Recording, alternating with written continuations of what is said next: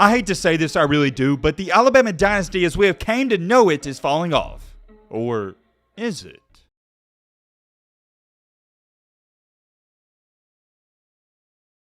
Let me ask you a question. Is the Alabama Dynasty falling off? That's the question of today. It's going to be the question tomorrow. It's been the question this week. It's going to be the question this entire season. And it's also been the question for the past 7 years. Whoa. Hold on. I know exactly what you're sitting there saying. Yo, Matt, what do you mean the past 7 years? I don't think I'll ever forget this. I remember it just like it was yesterday. In the year of 2015, Alabama suffered a terrible loss at home to Ole Miss, 43-37. Alabama played a terrible game. They shot themselves in the foot. It wasn't so much that Ole Miss beat them, Alabama beat themselves. I remember everything from the kickoff to that Ole Miss game for the next 2 weeks leading up to Georgia. Oh yeah, speaking of kickoff, this is how you knew it was going to be a rough one against Ole Miss. We fumbled the kickoff and Ole Miss recovered. In that game in total, Alabama had 5 total turnovers, 2 of those being fumbles and 3 were interceptions. It was bad. It was also winning your typical Alabama losses where craziness happened. Ole Miss's quarterback, Chad Kelly, I'm sure a bunch of you remember him. He had one crazy pass where it looked like it was going to be intercepted. It gets tipped up and they scored a long touchdown on it. The only good thing that came out of that game is that it seemed like Alabama found their quarterback because they started Cooper Bateman and nobody knows who that guy is because he never played after that, but they ended the game with Jacob Coker. Unfortunately, when he came in, it was a little bit too late, but as a Bama fan, you was like, okay, at least we got our guy. After that game wrapped up, this is when all the conversations were going on just like it is today in 2022. Oh, this is Nick Saban's second time losing to Ole Miss, and he lost to Ole Miss at home. Is the dynasty falling off? Is Nick Saban losing his touch? And blah, blah, blah, blah. I remember it. The next 2 weeks, that's all everybody talked about leading up to the Georgia game at Georgia against a top 10 team. Fun fact for you, I remember them talking about this too so much like it was going to be a big deal. Georgia was wearing their black uniforms, and it was going to be a quote-unquote blackout. Nobody, I mean not a single soul on ESPN leading up to this game picked Alabama to win. Everybody said the dynasty's over. Everybody said the dynasty's falling off and Georgia with Mark Richt is going to expose them. And well, what do you know? Alabama goes into Georgia's home stadium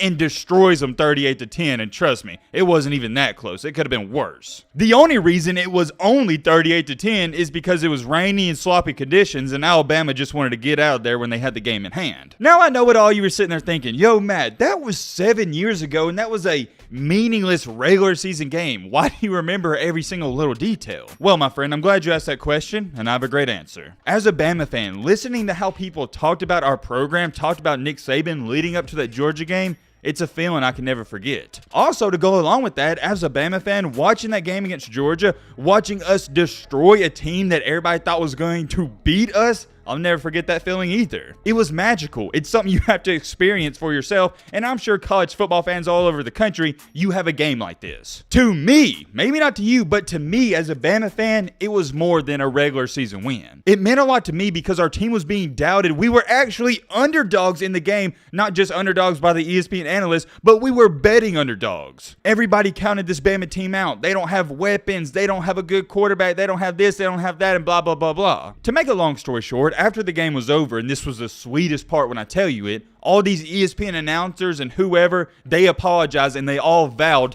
to never bet against Nick Saban again. Everybody that said the quote-unquote dynasty is falling off, and there was a bunch of them, not just 2 or 3, everybody was saying it, they all ate their words. I'm not going to talk about how the rest of the season went, but they did wind up winning the championship. As a Bama fan myself, I've seen a lot of championships. Thankfully enough, I'm grateful to just be in this era of Alabama football, but this one, the 2015 year, it meant the most to me. This 2015 team that won a championship was not that talented. But you know what that 2015 had? They had heart, they had passion, and they always played their hardest. Don't get me wrong, I'm not saying this current Alabama team or any of the other ones don't have heart and passion, but this one, you just sensed a little bit more. One thing I admired about Jacob Coker so much is that he wasn't going to slide. He ran over middle linebackers, and he literally did. You kind of felt like whenever this Alabama team was being counted out by everybody, they took it personal. This year, not so much. We'll talk about that a little later. I know that was kind of long, and I apologize for that, but I wanted to share that story with you so some of you understand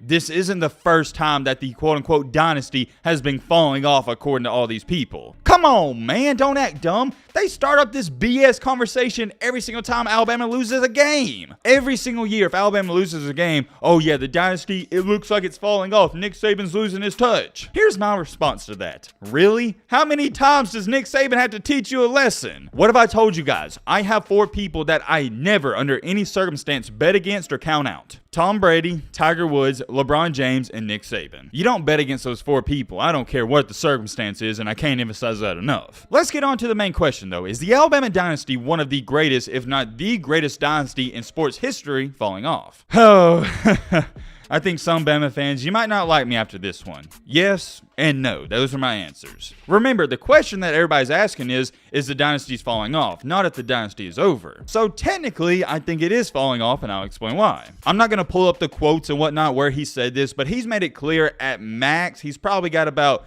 10 years left. Maybe could push 12, but that would be pushing it, so we'll say anywhere from 8 to 12. So just doing some basic math here, we can all agree the beginning of the dynasty was around 2008 to about 2013-ish. And the middle of the dynasty was anywhere around from 2014 to I'd say about 2019. But from 2020 on, when Nick Saban won his latest national title, I think we're in the later half. Don't freak out, Alabama fans. I'm not saying it's over once again, but I think we're in the later parts. Once again, let me know your thoughts down below, but obviously we're not at the beginning. That's a done deal, but I also don't think we're in the middle, so we can only be at the end. We're not at the very, very, very end, but I think we're at the beginning of the stages to the end, if that makes sense. And if we're not in that quote-unquote ending stage, we're getting close to it. So technically, to answer the question, is the dynasty starting to fall off? I would agree with that. But, and I have a big but, if you think Alabama's going to lose all these 5-star recruits, if you think they're not going to have a top 3 recruiting class every single year, if you expect Alabama and Nick Saban to never win a championship again, you're out of your mind. Whoa. Hold on. Y'all know how I am.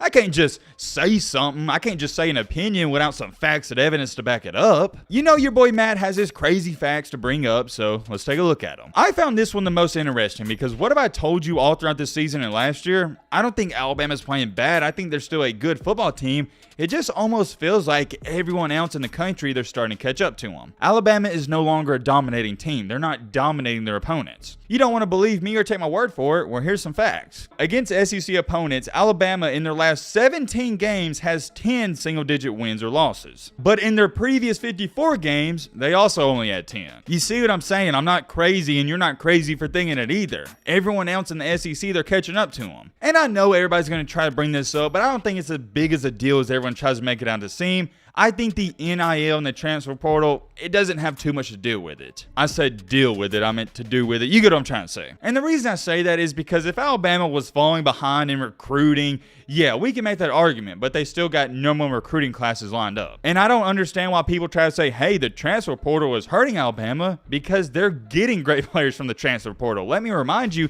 Jahmyr Gibbs is from the transfer portal. If anything, the transfer portal has helped Alabama more than it's hurt them. That's my humble opinion. We can agree to disagree if you want to. Most of y'all know where I stand with the NIL. I don't think it's as big as a deal as some of y'all try to make it out to seem either. I remember saying this years ago when it was announced it was going to be put into effect. I think you're going to see a lot of positives with the NIL, but you're also going to see a lot of negatives. Some of the positives, for example, you see Bryce Young in the Heisman House commercials, you see him getting brand deals, and that's awesome because it doesn't affect his play. Some of the negatives, which I kind of believe maybe outweigh the positives at times, is what's going on at Texas A&M. Let me put it this way. Players in 2022 and 2023 and 2024 aren't going to Alabama for the NIL. They're going to Alabama so they can get to the NFL. There's a difference. Players go to Texas A&M for the NIL. Players go to Alabama for the NFL. It only starts to become a problem when players want to go to a college because they're going to give them $2 million.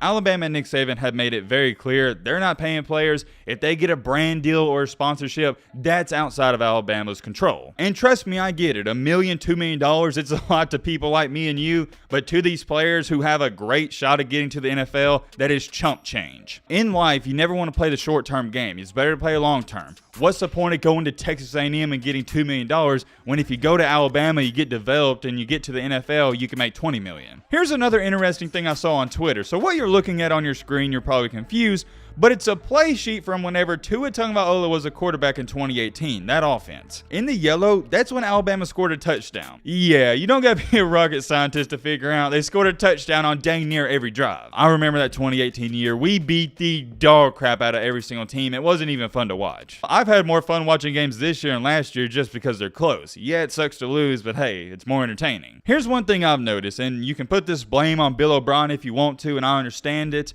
In 2018 and 2020, the offense, and even in 2019, it looked efficient. You knew what you was going to get, but last year and this year, heck, you don't know if Alabama's going to score 21 points or 600 points. You just don't know what to expect. I'm not going to get into whose fault that is. You can put the blame on whoever. I think a large part of that is because our wide receivers ain't that great anymore. They're good, but they're not great. They can't get separation. But also, a portion of the blame has to go to Bill O'Brien because he is an idiot at times. And last but not least, let me show you this that got over 5,000 likes. The day Alabama loses on the road and the field isn't stormed is when you can start to tell me that the dynasty is over. I agree 100%. It doesn't matter that Alabama's lost 2 games this year. It doesn't matter that they're ranked 9th in the country. Alabama is still the gold standard. No fan base wants to play Alabama. It doesn't matter if they're ranked number 1 or number 50. And let me emphasize this. I've said it before, but I'm going to say it again. Alabama, yes, they've lost 2 losses, and it does suck and it looks bad. But 2 of those losses, may I remind you, they're on last-second plays.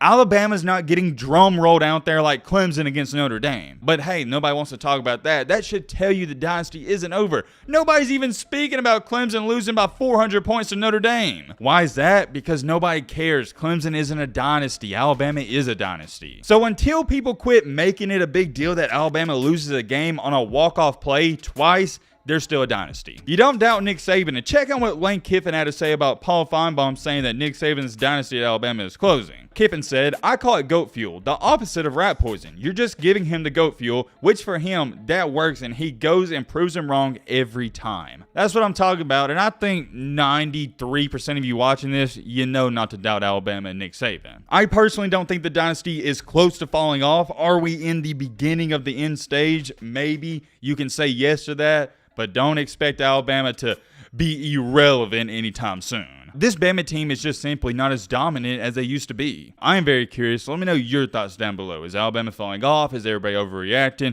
Drop the comments. But right away, Billy!